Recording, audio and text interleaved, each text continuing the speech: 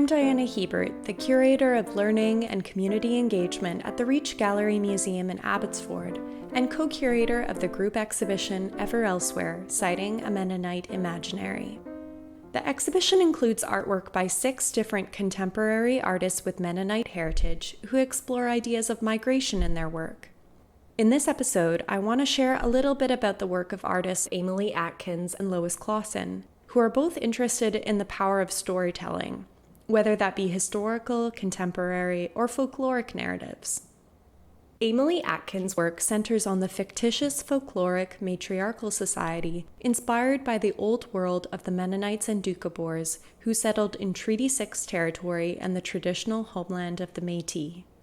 Her 25-minute film, called Requiem for Wind and Water, on view in this exhibition, is actually one of 3 films in a trilogy called The Diamond Eye Assembly.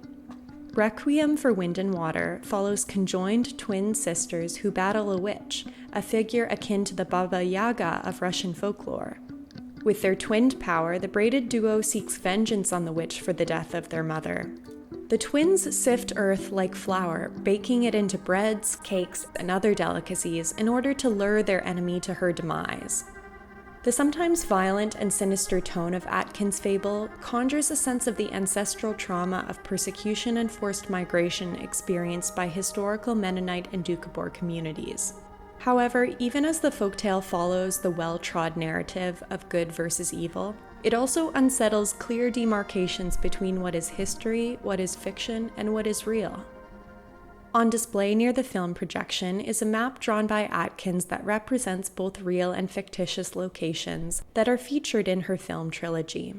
Atkins' map activates the fantastical and asymmetrical chronology of her filmed fairy tale by incorporating actual landmarks such as the North and South Saskatchewan rivers, the village of Petrovka, and the temporary earthbound structures built in one of the 3 colonies in 1899. Here referred to as the Doukhobor Caves. Combined with the imagined dwellings central to the story, such as the Witch's Cave and Home of the Grandmothers, this map invites viewers to suspend singular ways of knowing to explore other lived realities. Next, let's look at artist Lois Klassen's project called Reading the Migration Library. Reading the Migration Library is a publication project and growing archive of chapbooks and zines created in 2016 to generate cultural production that responds to the topic of migration in all its diversity.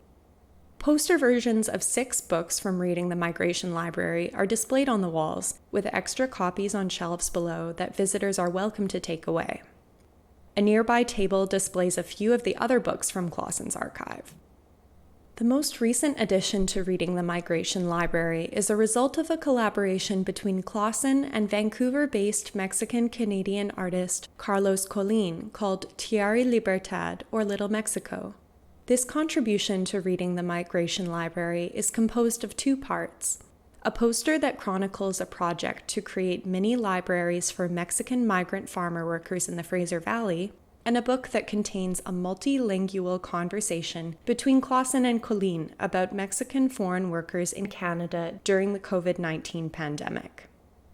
Stories of migration and settlement are often central to the ethnocultural story of Mennonite communities, and Klassen's ever-growing archive demonstrates the importance of learning from many migration narratives to give a broader understanding of migrant experiences. Thanks for watching this video tour, and be sure to check out our other videos available on the Reach at Home.